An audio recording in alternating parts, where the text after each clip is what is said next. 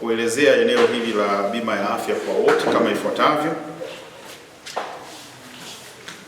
na hili nalo ni eneo pana sana, lakini kwa muktadha wa wajumbe wako nimekuja na mambo machache na ya muhimu ambayo ni rahisi kuyashika na kuyatekeleza kwa maana ya kufikisha ujumbe huko chini.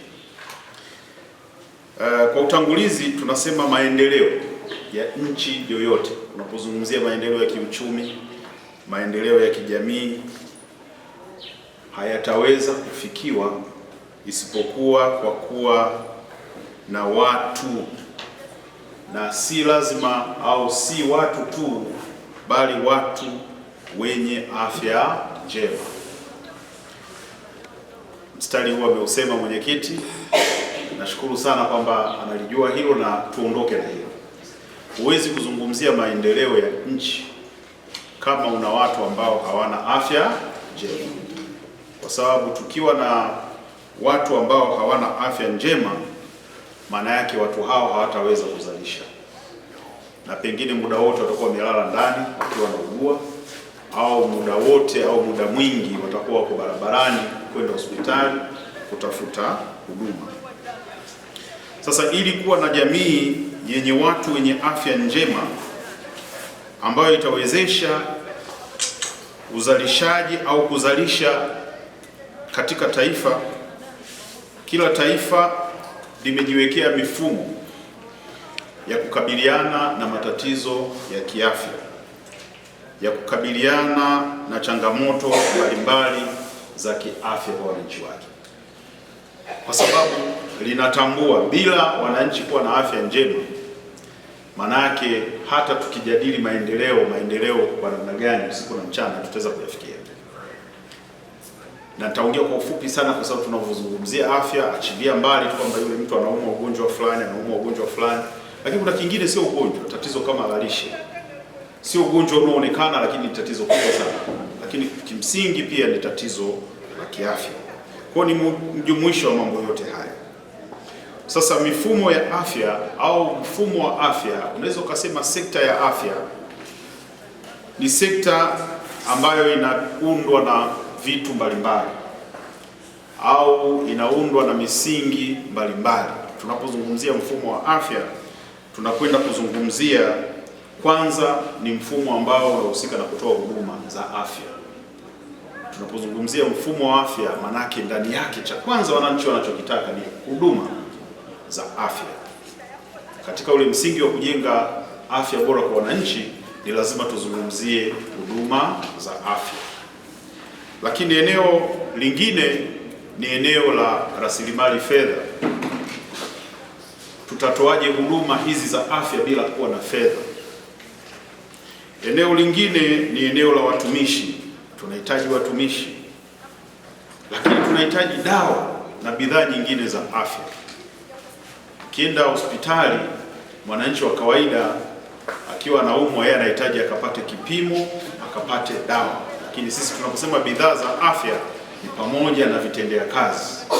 Kuna sindano, kuna gloves, kuna kitanda cha kulalia mgonjwa. Hizo ndo zinaitwa bidhaa za afya. Kwa hiyo tuzungumzie tu kitu kimoja.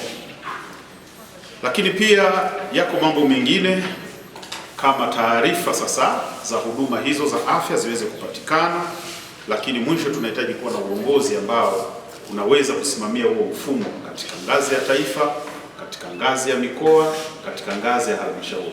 Kwa hiyo ndio maana tupo hapa. Kwa hiyo kwa nafasi yangu niko hapa kwa lengo kubwa moja la kusimamia mfumo wa utoaji wa huduma katika mkoa. Sasa katika hizi nguzo sita nilizozitaja, kwa maana ya fedha, watumishi, huduma zenyewe, dawa, taarifa pamoja na uongozi, leo nimekuja kwa ajili ya nguzo moja ambayo inaitwa fedha. Hapa kwenye fedha, maana yake ili tuweze kutoa huduma bora kwa wananchi, tunahitaji kuwa na fedha. Serikali inahitaji kuwekeza fedha, wananchi wanatakiwa kuchangia fedha, kwa sababu hakuna shortcut. ili tupate zile huduma. Unataka CT scan, unataka sijui x-ray, unataka kulazwa, si lazima hela itumika? Kwa hiyo duniani kote ni lazima serikali iweke utaratibu wa namna gani fedha ya kuendesha hizi huduma itapatikana. Ni safari ndefu tangu tumepata uhuru. Kwa mwanzo huduma za afya zilikuwa bure kabisa, lakini zinapokuwa bure, wahitaji ni wengi, inawezekana kilichopo kikawa kidogo kisiwatoshe. Kuanzia miaka ya 90 serikali ikaja na sera ya uchangiaji, kwa maana mwananchi aweze kuchangia kidogo na serikali ichangie sehemu kubwa, kwa maana ya kujenga miundombinu, kununua vifaa, kuleta magari ya rufaa, kuleta dawa, alafu mwananchi anapokwenda kutibiwa basi aweze kuchangia kidogo. Nafikiri hili mnalifahamu. Tuna utaratibu, ukienda hospitali basi unatakiwa kuchangia. Kuchangia maana yake ni kulipia zile gharama ambazo unatakiwa kupata zile huduma, lakini gharama tunazochangia si sawasawa na gharama halisi ile huduma unayopata, kwa sababu pale tunaangalia dawa, lakini zaidi ya dawa kuna vitu vingine ambavyo vinatumika. Katika utaratibu huo wa kuchangia, serikali ikasema tutachangia kwa utaratibu gani? Ikasema tutachangia kwa utaratibu wa malipo ya papo kwa papo, ndio ile unaambiwa kalipie dirishani, lakini tutachangia kwa utaratibu wa bima, na hiyo inaitwa bima ya afya. Maanake bima ziko nyingi, kuna bima ya gari, bima ya pikipiki, bima ya nyumba, kadhalika. Sasa tutaje kueleza neno bima maana yake ni hasa kwa muktadha wa eneo la afya. Na huko nyuma tulikuwa na bima aina 3.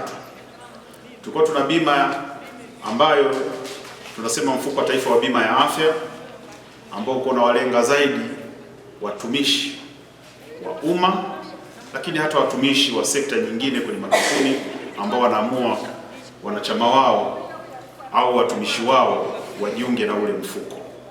Lakini tulikuwa na bima moja inayowalenga wanajamii wa kawaida ambao hawako kwenye ajira rasmi, ilikuwa ikijulikana kama mfuko wa afya ya jamii, kwa maana ya CHF. Baadaye tukaiboresha ikaitwa CHF iliyoboreshwa, lakini nitaeleza kwa sasa utaratibu ukoje. Sasa nizungumzie dhana nzima ya bima ya afya. Tunaposema bima ya afya ni nini? Amezungumza kidogo mwenyekiti. Bima kwa ujumla wake ni malipo ya kabla. Ni malipo ya nini? Ya kabla ya huduma. Taanza na mfano tofauti na afya. Kama kuna mtu anamiliki gari, anakwenda kulipia bima, na kule kwenye bima kuna viwango tofauti tofauti kulingana na kampuni hiyo ya bima. Bima inakutaka kila mwaka ulipie kiwango fulani, labda ni 500,000. Hiyo pesa huwa hairudi, si ndio?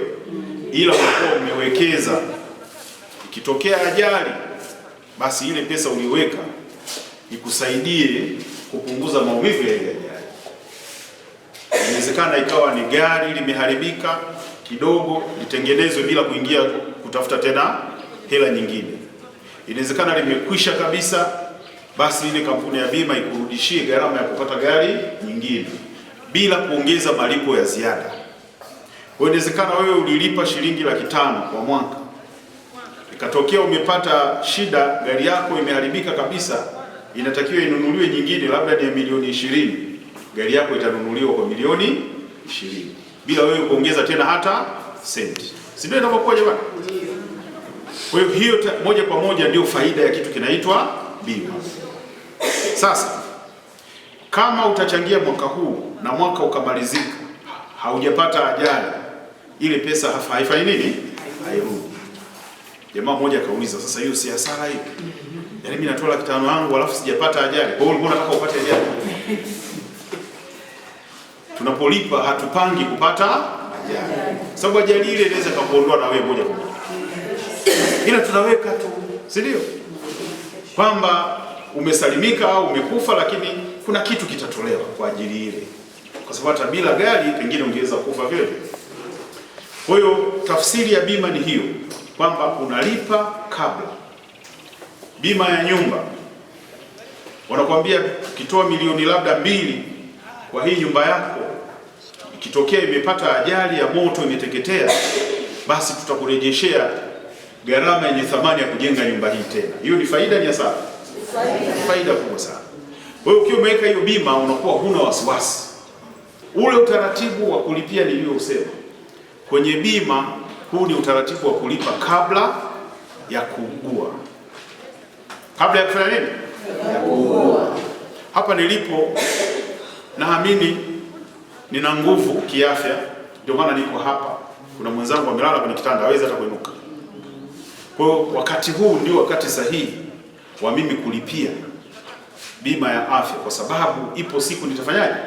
Nitaumwa. Bahati mbaya miili yetu ni kama chombo. Gari baada ya kilomita fulani inahitaji kwenda kufanyiwa service. Sasa wewe katika umri nao waona nao hapa, kama hujawahi kwenda kufanyiwa service, hongera sana. Hongera sana. Kwa sababu inawezekana. Service nikimaanisha hujawahi hata kujikwaa ukapata kidonda ukaenda hospitali. Si ndio? Hujawahi kupata hata malaria kidogo ukaenda kupima malaria. Kama yupo basi nampongeza sana. Kwa hiyo tunajua kabisa miili yetu kila baada ya muda unaweza kupata na tatizo ambalo litakufanya uende hospitali. Kwa hiyo bima ya afya tafsiri yake kwa kifupi sana ni utaratibu wa kulipia kabla ya kuugua, ili itakapotokea unapata shida ya kuugua, basi usianze kufikiria kuhusu pesa. Pesa yako ulishafanya nini? Ulishaitanguliza. Hasara ya kulipia kila unapokwenda, kwanza gharama inakuwa kubwa. Nimetoa mfano, umelipia bima ya gari 500,000. Ikipata ajali inatakiwa ilipwe, inunuliwe nyingine kwa milioni 20. Wakati ulitoa shilingi ngapi? 500,000. Lakini ingekuwa hukulipia, unatakiwa uirudishe ile gari, manake utatakiwa utoe tena cash 1000 ngapi? 20. Sasa kwenye afya ni rahisi. Ukiwa na tatizo ambalo litakuhitaji kwenda hospitali kila baada ya miezi 2-3, manake kila baada ya miezi 2-3 unaingia wapi? Mfukoni. Vipimo, dawa na mambo mengine ukijumuisha, unaweza kukuta unalipa hela nyingi sana kuliko ile pesa ambayo ungelipa mara moja kulipia nini? Bima. Lakini jambo la pili kwenye swala la bima, tunasema ni uchangiaji wa pamoja, kuchangia katika kapu moja kwa ajili ya kujiwekea akiba ya huduma hapo mbele. Bima zote. Kule kwenye gari umetoa 500,000. Kama umepata shida unakuja kulipwa milioni 20. Hizo nyingine zimetoka wapi? Eti ndugu zangu, hizo nyingine zimetoka wapi? Zimetoka kwa wachangiaji wengine. Kwa hiyo ni utaratibu wa kuweka kwenye kapu, alafu yeyote anayepata shida analitumia lile kapu kunufaika. Nyinyi nafikiri wataalamu sana wa vikoba. Nafikiri mtaelewa vizuri mkiambiwa vikoba, si ndio? Na mzunguko fulani labda mnaweka laki. Lakini ukifika mzunguko wako unapata kamfuko hivi. Unapata kamfuko hivi. Kwa ni kama utaratibu huo. Lakini kwa huku ni kwenye muktadha wa kujiwekeza ili kuhakikisha kwamba unakuwa na uhakika kupata huduma za afya. Kwa kama kwa moyo safi mnachangia kwenye vikoba, na huku hakuna tofauti na huku. Lakini huku mimi nasema kuna faida zaidi, kwa sababu afya yako ndio msingi wa maendeleo ya familia yako na taifa kwa ujumla. Lakini dhana ya bima afya eneo la tatu ni dhana ya kuchangiana kama tulivyosema. Huyu mtu aliyepata ajali, zile fedha zilitoka kwa wenzake. Mwaka mzima ambao wewe hukupata ajali, fedha yako ile na ya mwingine ilitumika kumgharamia mtu mwingine, si ndio? Si mnaona magari yanapata ajali kila siku? Yule anaenda kulipwa kama alikuwa na bima. Sehemu ya yale malipo anayopewa ni pamoja na hela yako wewe. Na wewe ipo zamu yako. Wanasema leo kwangu kesho. Kwa hiyo ipo siku na wewe utapata shida. Ipo siku na wewe utapata shida na itatumika kukusaidia. Kwenye afya ni hivyo hivyo. Kiwango ambacho unakilipa leo. Tatu, na hasa linalozingatiwa kwenye mpango mpya huu wa bima ya afya kwa wote, ni kitu kinachotakiwa kuzingatia usawa. Usawa kwa maana kwamba aliyechanga pesa nyingi na aliyechanga kidogo, si ndio? Wote wapate huduma zinazofaa. fanana au huduma kwa mujibu wa mahitaji, kwa sababu tukienda hospitali kila mtu ana tatizo lake. Mimi kiasi ninachokatwa kila mwezi nikikitaja hapa unaweza kanionea huruma, ni kikubwa sana. Ni tofauti pengine na mtumishi ambaye niko naye pale wa ngazi fulani, lakini inawezekana nikakaa mwaka mzima mimi binafsi sijaenda kutibiwa hospitali. Siwezi kukaa nikasikitika kwamba hela zote zimeenda. Lazima tujenge dhana ya kuwasaidia wengine, aliyechanga kidogo, aliyechanga pakubwa, wote wakienda kupata huduma waweze kupata. Kwa hiyo bima inapaswa kuzingatia usawa.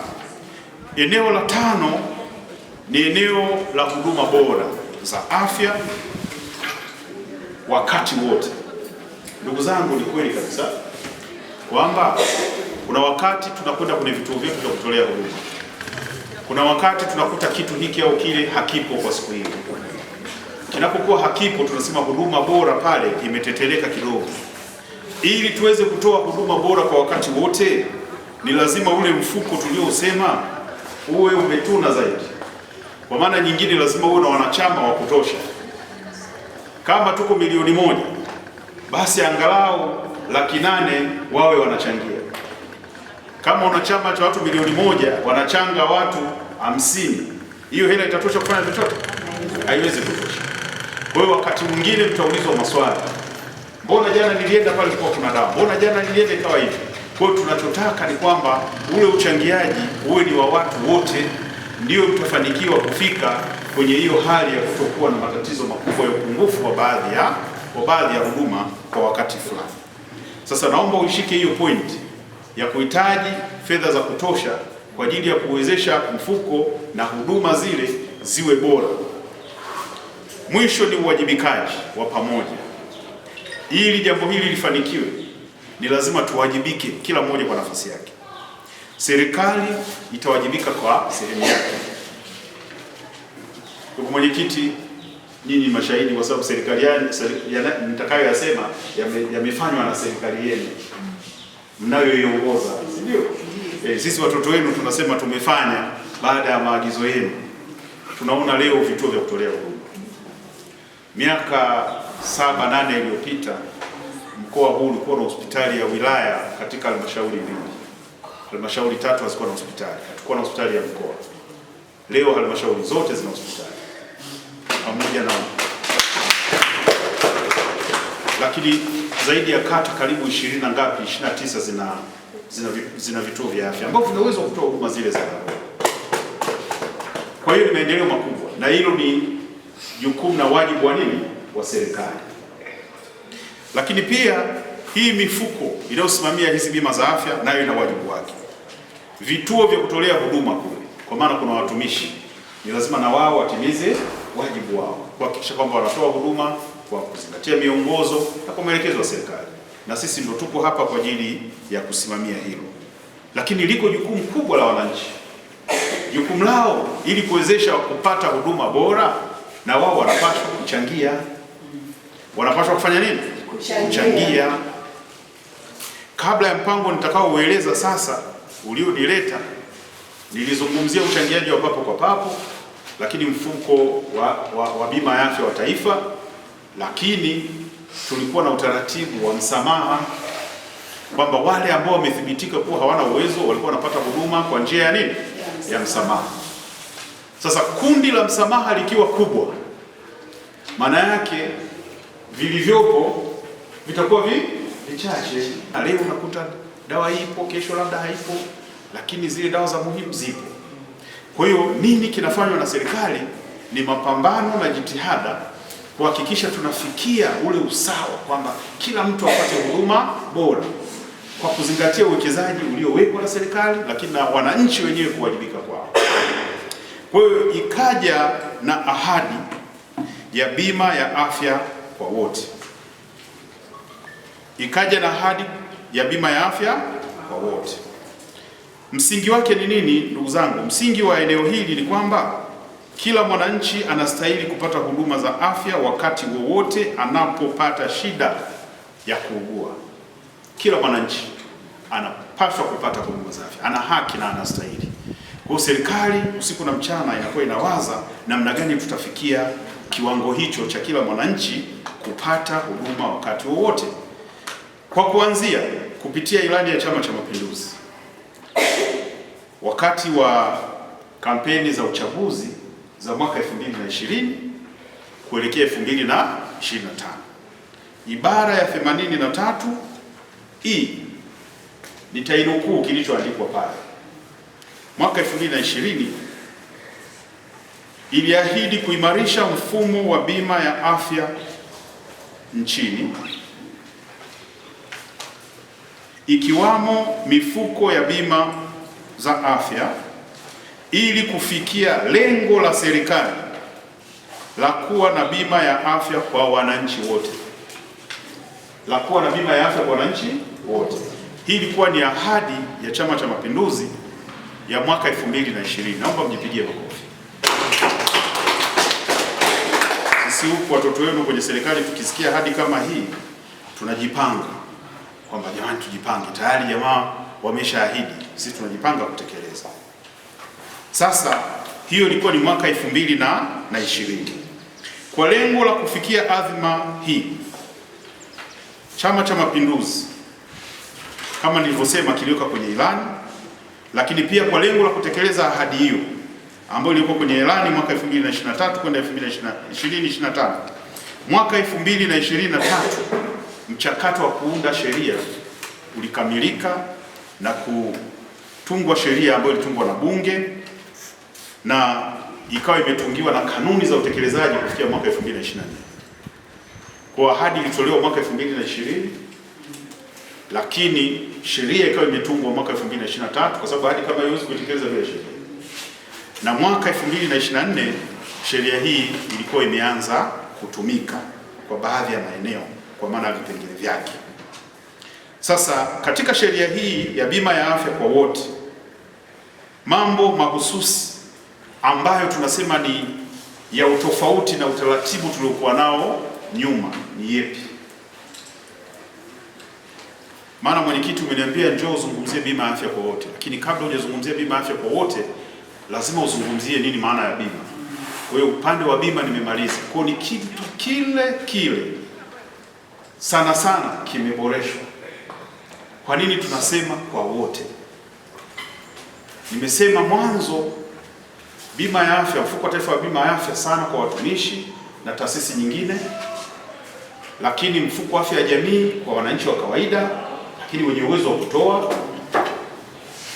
Kuna wale wenye uwezo wanachangia kwenye bima zile binafsi za makampuni binafsi, lakini kuna kundi lilikuwa linabaki lenyewe halina uwezo kabisa wa kuchangia. Maana yake kulikuwa hakuna usawa. Ndio mnaanza kukimbizana, tumpe msamaha. Akifika pale anajijueni wa msamaha, akifika dirishani anaambiwa dawa hii kanunue. Sasa huo msamaha tena vipi? Maswali yalikuwa ni haya. Kwa hiyo kuna mambo yameboreshwa ili kujibu hayo maswali. La kwanza, sheria ya bima ya afya kwa wote imeleta kitu kinaitwa ulazima wa kuwa na bima. Ulazima wa kuwa kwamba sasa ni lazima kila mwananchi awe na nini? Na bima. Ili awe na hiyo bima ni lazima achangie. Ndio jambo kubwa lililowekwa hapa. Kwa hiyo wewe mwenye kadi ya bima, kama una kakako, una dadako ambaye hana bima, ndio ufikishe huko. Kwamba ili tufikie kiwango cha kutoa huduma bora zinazotarajiwa, basi angalau kila mwananchi awe na bima. Jambo la pili ambalo ni mahususi kwenye mpango huu ni ujumuishaji wa wananchi wasio na uwezo. Kumbuka ndo hilo kundi tulikuwa tunasema sasa hawa watatibiwa kwa msamaha, si ndio? Sasa mpango huu unawajumuisha. Sheria sasa inawatambua kwamba wananchi wasio na uwezo basi nao waingie kwenye utaratibu huu wa bima. Sasa watalipiaje wakati hawana uwezo? Tutakuja kwenye utaratibu wa kuwatambua na kuwalipia. Eneo la tatu ni eneo la wanufaika. Bima aliyonionyesha mama hapa, tunaposema wanufaika ni kwamba mimi nikikata bima inamsaidia nani? wanufaika kwa idadi ni wale ni 6. Bima zote za mwanzo walikuwa ni watu 6 na bima ya sasa ni watu 6. Maboresho au tofauti yake ni kwamba ile bima ya kwanza alikuwepo yeye mwanachama, alikuwepo mwenza, alafu alikuwepo tegemezi 4. Wategemezi wangapi? 4. Katika mpango huu tuna pia wanufaika 6. Yuko mwanachama ambaye ndio mimi au mama hapa, alafu yuko mwenza wake, mke au mume. Sasa mlikuwa na mada ya ndoa, sio wenza. Tunaongelea wenza, sio wenza. Ukiweza kusema wenza sasa utatumalizia mfumo. Hapa tunaongelea wenza. Kwa wale wenye wenza kwa maana ya wake 2, 3, 4, tutaongelea utaratibu unaokuaje. Hapa tunaongelea kichwa kimoja, kichwa kimoja. Kwa hiyo mimi mwanachama, mwenza, halafu wategemezi wasiozidi 4. Kipengele kilichobadilika hapa ni wenye umri wa chini ya miaka 21. Naam, sio 18. Ile ya nyuma ilikuwa 18. Hii imesogeza umri kwa miaka 21. Manake imeongeza wigo wa watu wa kunufaika. Mwanzo ilikuwa wasiozidi 18, ukiwa na 20 imekutoa. Lakini sasa mpaka miaka mingapi? 21. Kwa hiyo ndio faida kubwa ambayo imeweka pale. Lakini pia imechambua hawa wategemezi 4 ni watu gani. Hapa ningeomba mnisaidie sana kupaelewa kwamba ukishalipia, na huu ni utaratibu wa bima kwa ujumla tunaozungumzia, kuna wanufaika, manake ni mwanachama yule aliyechanga kwa jina lake, mwenza wake, tegemezi wasiozidi 4 wenye umri wa chini ya miaka 21 kushuka chini. Sasa hawa tegemezi anaweza akawa mzazi, baba au mama, lakini anaweza akawa mtoto. Hata zamani ilisema mtoto, lakini hii imefafanua mtoto wa kuzaa mwenyewe, anaweza kuwa mtoto wa kuasili. Hujafanikiwa kuzaa mtoto, unaasili mtoto, wanaita kuadopt. Au anaweza kawa mtoto, hii nimeipenda, mtoto wa kambo. Nimezungumzia mambo ya ndoa. Mimi narukaruka kidogo na nini, nakuja naambia bana, na huyu naye ni wangu. Nasema huko, yani. Kwa hiyo huyo ni mtoto ambaye anajumuishwa hapa, mtoto wa kambo. Kwa hiyo naye anapata hii fursa, ambacho hakikuwepo kwenye utaratibu wa utegemezi mwanzoni. Kwenye hii ya sasa kipo, ni ndugu wa damu. Ndugu wa damu. Ndugu wa damu, tunaposema ndugu wa damu ni yule ambaye ni kaka au dada mliyezaliwa tumbo moja. Huyo anaitwa ndugu wa damu. Sio mtoto wa mama mkubwa, mtoto wa shangazi, si ndio? Si ndugu yako yule, lakini ndugu wa damu, yule ndugu ambaye wewe huwezi kumuoa au kuolewa naye, ndugu wa damu.